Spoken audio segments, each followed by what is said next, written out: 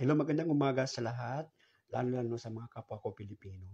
So pag-uusapan natin for today's video ang isang mahalagang paksa, ang buhay ng mga Pilipino noon at ngayon. Sa panahon kasi natin ngayon na pagkukumpara na po natin ang buhay ng mga Pilipino noon at ngayon.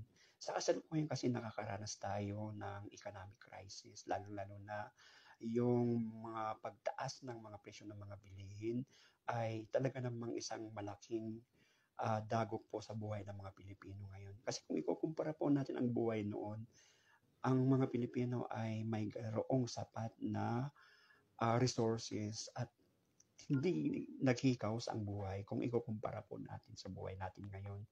Ano kaya ang mga posibleng dahilan so bakit nagkakaroon tayo ng ganitong klase ng estado sa buhay sa kasalukuyan?